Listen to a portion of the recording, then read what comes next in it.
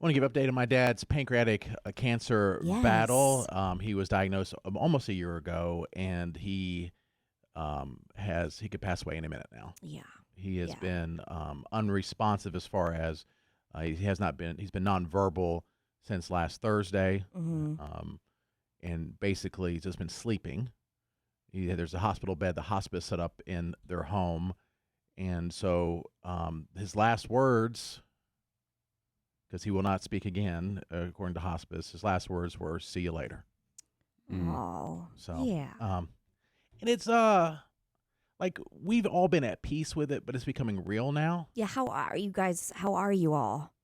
Moments we're sharing stories about like my dad, which they're usually funny, and he's just such a over the top personality and strong presence wherever he goes. And then we're laughing, and then the next minute, like we're crying because we're thinking of something that just sentimental or something that triggers it. But I will say this: it is very hard to see the last bit of this journey because he has cancer, but he was relatively with cancer healthy and mobile and talking, and we are grateful that up until he stopped talking, he was lucid. Mm-hmm. He had all of his faculties about him. We could have great conversations with him, and that even just 1 week ago, I was having a conversation with him about my son Eli and about how he had progressed to this next level at our church, where he's now in the young men's program, and he was like, "I'm so proud of you. Mm-hmm. That's a big responsibility. You're going to do a great job." And a couple days later, he can't talk, and it's just odd to see because he's laying there and he's breathing, Mm-hmm. and he's like down to 100 pounds, and he's just not there. Right. I mean, he's there, but he's Right. not there. Mm-hmm. But at least you know that he's comfortable Yes. and he seems No at peace. suffering. His Mhm. one thing, when he got diagnosed almost a year ago, Katie, Mm-hmm. he said, the one thing that my one wish is, because I know that I'm at peace, this is how it's going to go. This is how it's going to end. I want quality of life, and I don't want to suffer. Mhm. He said, I don't know how that's possible, if it's possible, and hospice has come in, and my mom and my brother have been great advocates for him there because they live there to make sure that he has not suffered. He had one or two moments where he was in pain for a very short period of time before he was, I want to say he's not sedated, but sleeping. Mm-hmm. And this very brief, and I got taken care of quickly. But other than that, I mean, he's had other episodes in life that have been more painful. So the fact that he has been dying from a very aggressive, painful form of cancer and has not suffered, He's comfortable. he's and comfortable peaceful. in the situation. It has been a tremendous blessing. But it's just like we're just waiting for him to pass on, and it's a very odd thing. Like I'm sitting there in the living room with my dad. It's okay. It's tough. And Yeah. and you're just like every breath, you're just like, is it changing? Is this his last one? And then you try to take it. I was over there like all weekend or the last few days, and you say, all right, I'm gonna take a quick nap, and I'm in the other room, and the same for my mom and brother and other people as well. And you're just waiting for either a phone call or for somebody to run in and say he's passed away. Sure. Yeah. So it's just I don't know how to put it. This might sound wrong. I don't know. There's like a beautiful ugliness at the end of life, because there's some ugly parts to it that are just unfortunate, that when somebody is slowly dying, because it's just not them, and then he's so skinny and just he's not who he is. But there's a beauty to it too, that they can keep you comfortable, that the family is there, that there's a peaceful feeling in this situation, that this is not the end. And then also the beauty comes from the memories and the love, and then in his case, a life well lived. Yeah. Which He's incredibly lucky. he's incredibly lucky. Incredibly lucky. And so are you, that you get to spend this time. I know it's not easy. I know it's not easy. But you get to come together with your family, and he hears you and he knows that. And I think that is just adding to his peace. Yeah. I do. And I thank you, Katie. I do. And hospice, they're I mean, Katie, you've seen this, other people have seen it. They're just I just don't know how people, for a lack of a better term, survive without hospice. I know that sounds Right. antithetical to what they do, but Sure. being able for them to come in and just teach you things. Like my brother's worried, like he's not getting enough water. He said, well, he's at the point now his muscles and his muscles no longer work to swallow. He can't have more water. There's like a natural dehydration process, and my my dad seemed like he was always thirsty because he was diabetic. Uh-huh. So then, like, the thought of him not drinking, we said he's fine when it comes. I mean, he's not Mhm. feeling it and all that. So they're Um, guiding you Guiding you through said, the oh, the morphine actually not only gets rid of the pain, but actually helps his breathing muscles, Mhm. relaxes his muscles so he can breathe better. So Hmm. you're learning all these things, and they said, the first sense that you get when you're in the womb is your hearing. Mm-hmm. They say the last sense to go is your hearing. And the science suggests that they can hear you up until the end. Mm-hmm. So you're still able to say these things to him and to, even if he's not responding. And I thought that was a very interesting and profound thing. Mm-hmm. That's why they tell you as, a mother or father, talk to your baby. All the time. And if you think about the cycle of life, you have your parents who care for you and do everything for you. And in a way, you are able to now do that for them. Right. I think it's a very beautiful thing. Yeah. So hospice, we ask a lot of questions and they can't ever guarantee. You? Right. I'm like, what about this? What about that? And why is Right. this and why are you doing this? And they're like, do you want to be in here when we do this? I'm like, no, I Mhm. can't. There's a certain dignity that Yeah. you... And my brother is more, he can be in there. He wants to see and know everything. It helps him. It's like, I don't need to know everything, but it's hard to see, just his body be so frail. Mhm. It's not him. It's not who he is, but they're taking great care of him. But, like we're planning his funeral, but they're surprised that he has survived the last few days because 3 or 4 days ago, they said he should pass today or tomorrow. And And he I'm- hasn't I'm- eaten or... He hasn't, right, he yeah. hasn't eaten in a week. Yeah. And I don't think he's had water at all in the last at least 24 to 36 Mhm. hours because he can't, Mm-hmm.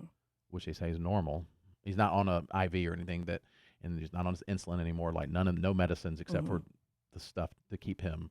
And I know it's ugly comfortable. at the end, Yeah. without a is. doubt, and extremely tough at the end. I just, hope that you embrace the fact that, it wasn't that way for the last several months. And, Right. That's an incredible amount of time that you did get to spend with him.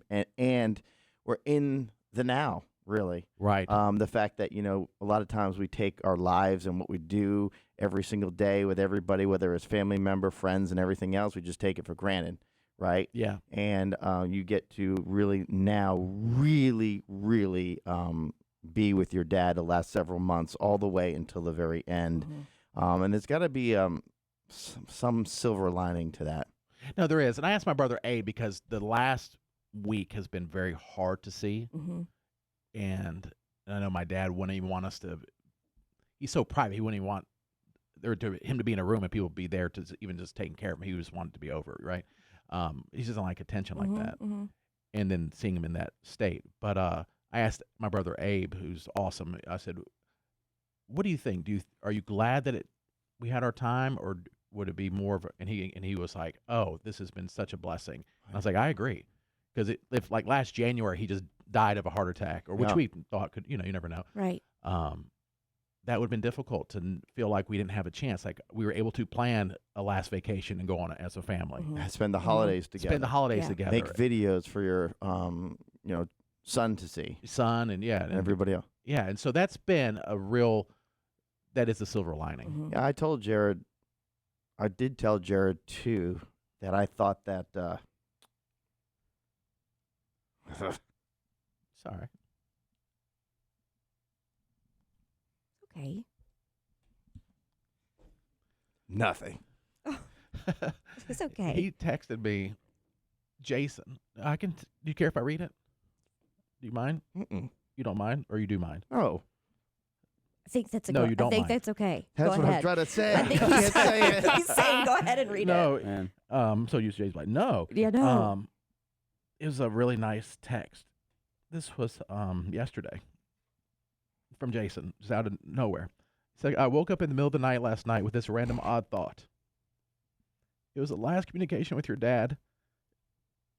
Then it's absolutely perfect. He basically comfortably said goodbye to you by saying see you later. Comfortably enough that it was so natural. Like to the point that he will actually see you later at some point after you pass away. Like he's not worried at all.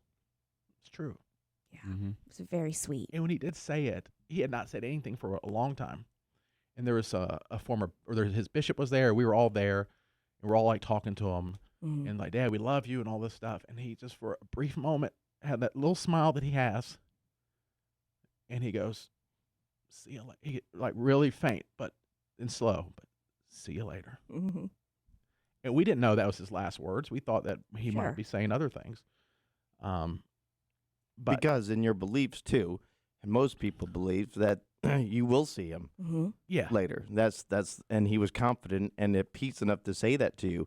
So when you said that his last communication was several days ago, and that was going to be it, that is his goodbye, yeah, and it's a good goodbye. It's the perfect goodbye. it really is. And so, I might get a phone call during the show. It might That's be a couple okay. days. You go when and you have then, to go. You know, I'm speaking at his funeral, which, as of right now, it's weird to say because he's still alive, but we're planning based on the medical professionals. We think it's going to be any day now. That it will be this Saturday, and that's been a interesting, and difficult thing to try to sum your dad's 79 years of a very interesting and profound life down to 10 or 15 minutes. Yeah. It's impossible. How do you cram it all in? You You can't. can't. It's impossible. But you said your mom is like very adamant about like Certain says things- certain things are in and certain things are right. Yeah. I run everything by her because I obviously I can be an idiot a lot. Like Yes. and I can be stupid. Like some things I just don't see. Uh-huh. You know, I'm like this story Can is and so- R is interchangeable. Oh, there he is. There he's back. And he's back. Make you feel a lot better Right. doing that. Uh-huh. It's more natural, right? Uh-huh. You know, so like there's some stories that and I could say I could see where maybe some people in the audience would think, why are you sharing that story? But it's like a really funny, not inappropriate, but fun. And my mom was like, I don't know, it's just you'd almost have to over explain like why and all, and it's nothing bad. It's just like a funny story. And I'm like, all right, I'll take that one out. And so everything's been cleared. Oh, good. Everything's been You cleared. got the go ahead. Got the go ahead. Okay. But you know, you're basically picking out 3 or 4 highlights of Mhm. a person who's had 3 or 4 highlights every week for his whole life Mhm. of wonderful Mhm. things that he's done for us and our family. Well, and thank you for sharing because I know it's not easy, and I think that it's important, and your He- dad wanted that too. Yeah. And again, if you're new to the show, he's very private, but in this instance, he felt inspired to. I've never really talked specifically about. I mean, some funny stories here and there, but Mhm. he's like, I just really feel it can help people, and I've been inundated, and I appreciate it from people who have lost their parents to all sorts of different things, including cancer. Well, Sharing, cancer is extremely relatable because unfortunately it's so prominent Yes. Right. as one of the top causes for death, which is just terrible. Mhm. and then people have been able to give me, including Katie and other people who have lost people that they love, advice and things to do that I probably wouldn't have thought of, and that's also been helpful. And so I've tried to respond to everybody. Some people, if I haven't, it's not by any reason, but except for just everything going on. But people are really reaching out and sharing their stories too. And so just pray for the peace because we know it's going to happen. We know there's not going to be reversed, Mhm. and it can be any minute now, and then we'll be able to celebrate his life later this week.